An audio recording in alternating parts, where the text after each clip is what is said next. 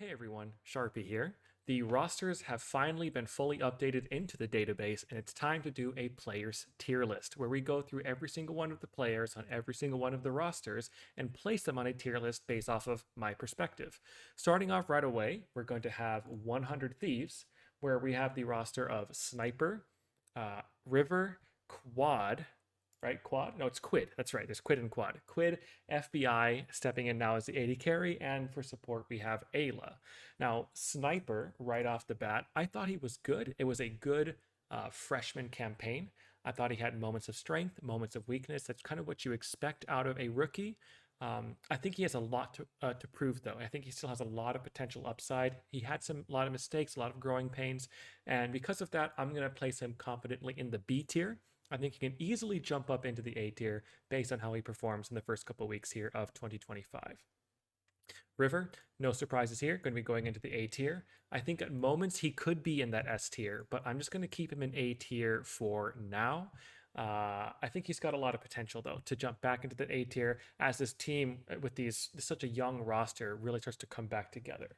Similarly, I think Quid could be an S tier player. He was definitely S tier last year, but this year he just had, or in spring, but in summer of this past year, he just didn't quite step up to that same level. I think he was close, but just not quite there.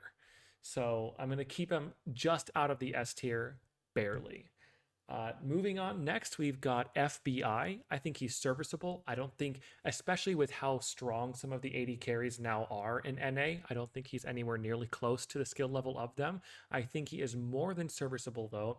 I don't think he's looking to be a star player. I think he's looking to be someone that's just a solid, I'm not going to win you the game, but I'm also not going to lose you the game type of player. He's going to go into the B tier. Now, as for Eyla, I don't feel good about Eyla. I think he's one of the weaker supports we have, and nothing else to really say. I'm just going to put him straight at the C tier, and we're going to move on to Cloud9.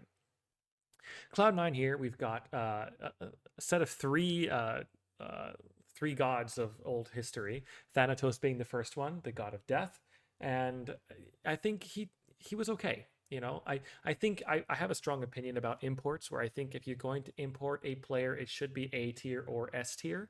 And I don't think he was A tier or S tier. I think similar to Sniper, he had some strengths and weaknesses, and I'm putting him right next to him there in the B tier. He can definitely level up, though. I see the potential. Blaber, no surprises here. He's going to be our first player in S tier. I think he and Inspired are by far the best two junglers in North America. Inspired definitely took the case to be the best one, but Blaber was not too far behind. So S tier player is going to be Blaber here as our first one on the list there. Up next, we've got Loki. Loki, we don't know much about Loki. In watching him in LCK, the challengers last year, he looked all right. I don't really see what Cloud9 sees out of him. There's not going to be much synergy. Thanatos played on Damwon Kia. Loki obviously is from Hanwha Life. Sure, he did, he has played for Hanwha Life, so he was studying under Zeka, but I still don't see the vision. I don't understand this pick, or this signing him. So as for now, I'm going to put him in C tier because I think it's a challengers player. He might have a lot of growing pains starting off, but he could easily move up the ranks here. Zven also going straight into C tier. He's played a couple years of support. He's kind of been on and off of teams a little bit. I do expect early on he may struggle, especially like I said earlier, considering how strong the AD carry position is in North America at the moment. Vulcan, I think he's solid. I don't think he is as good as he used to be. He had that very questionable year, or split rather, on FlyQuest. And I don't think he's found his mojo yet. He hasn't really found that confidence yet. Fell apart there in playoffs this past year. Didn't make it to Worlds. I'm dropping him in B tier. That's going to round up Cloud9. Up next, we're going to move over to Dignitas, who just finally announced their roster. And they're going to have Srtty, Sheiden, who for the first week is going to be replaced by Lira. They're going to have Keine, Tomo, and Eyla to round out their roster. So starting off with Srtty. I think Srtty is a very good player, but I'm not going to be dropping him into A or S tier. I think just like Thanatos and Cyber, he could get up there, but I think he's a freshman. He's going to be first year playing in the LCS. There's going to be some nerves. There's going to be some ups and downs. It's the typical freshman campaign. I'm putting him in B tier to start it off. Sheiden slash Lira. Lira hasn't played in years, and Sheiden has not seen much play either. I'm not really sure what to say about them. I can't really rank them because of the rosters swapping back and forth, so I'm going to put him into C tier. Up next, we have Keine. Now, Keine played quite well in the LLA. He looked like one of the best players in the region. Then again, it was in the LLA, and LCS, now LTA, has some pretty solid mid laners. You know, like you've got Quad, you've got APA, you've got Quid, you've got there's quite a few good mid laners that he's going to go up against. So for now, I'm going to settle him right down into B tier. Similar with Tomo, and actually I'm going to drop Isles over in there as well. I think they're going to be a middle of the pack team. Tomo definitely did some great things for 100 Thieves last year, kind of saved their season, brought them to Worlds. He was a big part of that campaign, but I don't know how good he's going to be on this Dig roster. I think it's not going to be nearly like as I don't think he has as many tools around him. So I think it's not going to be that level of play we saw from him. Same with Isles. I think he's got a lot of potential, but he just never been able to get over that hump. Moving on, we've got the new team, Disguised, featuring Castle, Exyu, Abbedagge, ScaryJerry, and Huhi. Now, right off the bat, I think Castle is severely underrated. I'm putting him in A tier. I think he struggled a lot last year on Immortals. I think a large part of that is just due to team cohesion and just things not working out very well with the jungler. I do think with Exyu and this up in mid lane and bot lane potentially, he can show a lot more of what he's capable of. We saw flashes of brilliance from him, and I don't think a lot of the problems on that team were his fault. He was by far the best part of that roster, and I'm excited to see what he can do on this roster that hopefully allows him to shine a bit more. Exyu here, he looked very good in that Fear Starforge show match, went down to Brazil, looked very strong. He had a strong Challengers campaign. I'm going to put him in B tier. He's been to LTA before. He looked very good when he played on Dig, and I'm excited to see him back now on Disguised. Abbedagge, some people are going to be surprised about this. I'm putting him A tier. Now, I understand that he was not on exactly the best team over in Europe. However, he was by far the best part of that roster. He really looked fantastic. He's really upped his game since that kind of rough year that they had on 100 Thieves, and he looks like he's back to the peak of what he can be, and I'm excited to see what he can do. And I think especially considering his veterancy, he can really shine out against the best. ScaryJerry is going to go into B tier. I am very excited about him. He's very much a talented laning player. I think he had something like 55% of First Bloods whenever he played was him, which is shocking considering he's an 80 carry. He's very talented in the mid lane. Similar to a lot of the other rookies, though, I think there's going to be a lot of that freshman nerves. We'll have to see how it plays out. Is he going to be a Massu? Is he going to be or is he going to have a bit more of struggles there? Or like a Meech, for example. It's hard to say. I'm leaving him in B tier for now. And alongside him is going to go Huhi as well. We heard some rumors on Energy that there was their swap between Ignar and Huhi did not work out well for them. And with Huhi on the roster, the Energy team did not look nearly as good as they did when they had Ignar. So it's hard to see if that's on Huhi or if that's because there's just some level of coordination got off. It's hard to really say. I'm going to put him in B tier simply based on the fact that they did not look good on Energy. Up next, we've got LTA's best team at the moment, FlyQuest, featuring a runback of Bwipo-inspired Quid, Massu, and Busio. No surprises here. Bwipo and Inspired will be dropping straight up into S tier. I think they are two of the best players in North America. Inspired definitely being, in my opinion, probably the best Western jungler and one of the best Western players in professional play at the moment. I think he puts his case right up there, right next to Caps as well, for being the best player in the West. So that's just my take on that. A tier, we're going to take a look here at Quid. We're going to drop him straight into there. We're going to drop Busio in as well. I think Quid is no, it's not. I keep saying Quid. It's Quad. I think Quad is a very good player, but I don't think he's shown, particularly at Worlds, quite on the level that Bwipo, Inspired, and Massu, who will also go into S tier, did. Massu had a fantastic freshman campaign, and considering the fact that he was a rookie and performed so well, I think moving into his second year, it's hard not to put him in S tier with just how much potential he has. Moving on to our next team here, we're going to have the joiners from the LLA, the team Lyon Gaming, featuring Licorice, Oddie, Saint, Hena, and Lyonz. All right, so Licorice, I'm going to be dropping him into the C tier. I think he's had moments of brilliance. He's had times where he looked really good. I remember those times where he was solo killing Bin at Worlds. And then ever since then, he hasn't really been the same.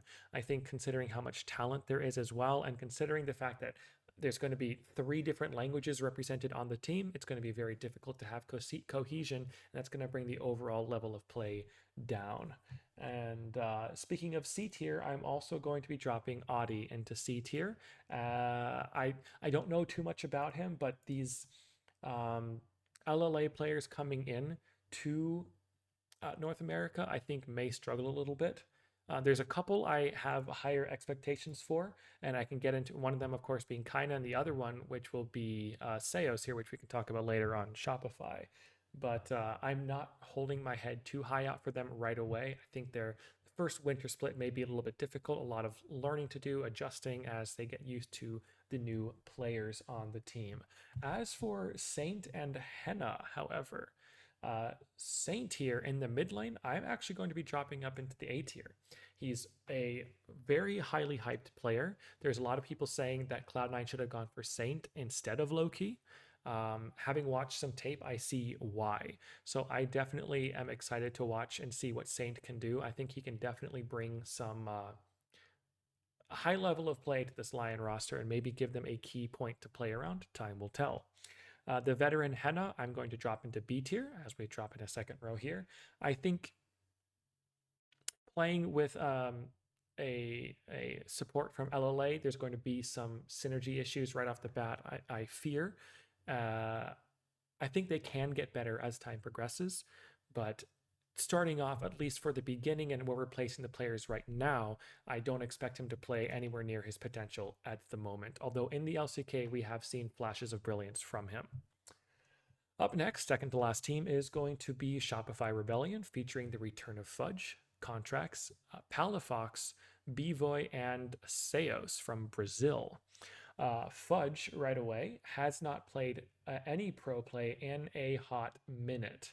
So I'm not sure where to rank him, but I think I'm just going to have to drop him in B tier just because of that. It's hard to rank these players as they leave and come back. Obviously, Bwipo looked fantastic, taking some time off, came back and absolutely dominated, and is now very comfortably in S tier. Fudge, who knows? He could do the same thing. I'm going to keep him just kind of in the middle of the pack for now because he's just hard to rank. Contractz, obviously a very talented jungler. I'm going to put him in A tier. I think he has potential to be the best jungler in North America, but this past year gives some reason to doubt. Look, again, we don't know what was happening in there. We've heard a lot of rumors for, who's to blame and this or that, but there's been a stark drop off from that Worlds run with energy to the current Contractz we see, and I'm hoping to see a return of that. I'm hoping to see a return of what Contractz has shown. Palafox, I'm putting in C tier. I hate to do it, but I'm doing it. Palafox this past year did not look good. He did not look good at all. I think there is a case to be made that this past year he was arguably the worst mid laner in North America. And I'm not exactly inspired that he's going to improve. It's hard to say. I really don't know where to put him for now, but I think at the moment, at least with what we have seen as last year went on, I don't feel confident in his level of play whatsoever. Up next is going to be their AD carry Bvoy. No surprises here. Going to put him in S tier. I think last year on Shopify, if he had a better team, he could have been he is a world's caliber AD carry. At least from what we saw from him last year. And I'm excited to see if he can continue that level of play moving forward. I've got him in S tier for now. Let's hope he continues with the brilliance and talent that he has shown in his first year in North America. Finally, Seos, he is going to go into the A tier. A lot of people have called him the Brazilian CoreJJ, that he is a highly talented support. I have not seen too much of his play yet, but just from the rumors and how excited people were to see him playing in North America, I can't help but give in to the rumors and put him in the A tier. Finally, we've got my old nemesis team, Liquid, featuring Impact. Let's see, we've got Impact, we've got we've got APA, we've got Jan, and of course we have CoreJJ himself. Starting off with Impact, a lot of people think he belongs in the S tier. I think he's very good at not losing the game. I think outside of maybe 1 or 2 picks, like the Rumble, and depending upon if those like tank characters, if he can convince some people to dive him and get ahead, I don't think you're really looking at him to be a carry anymore. I think you're looking at him to absorb a lot of pressure and be one of the best weak side top laners in the West. So because he's not as versatile of a player as he used to be, I think I'm going to drop him down into the A tier at the moment. I'm putting into B tier. I don't think, especially at Worlds, I don't think he was very good as a jungler. I have seen better jungler play. I think a lot of what made good was less about his play as a player and more about directing the players around him, which sure makes him a valuable asset, but individually I don't think he stacks up as a player compared to some of the other players in this league. He can prove me wrong and jump up. I absolutely think he can, but I was not super impressed with his level of play, although that Jax pentakill was nice. APA, I still think he has some growing to do. I'm going to put him in A tier. I don't think we've seen the best from APA. I think he still has some issues with champion pool. I think he is still very meta reliant. I think in the wrong meta, he can look absolutely abysmal, and we have seen this over the past couple years. And we'll have to see how he continues to grow as a player, but I'm going to put him in A tier at the moment because he's definitely good, just not quite on that S tier level yet.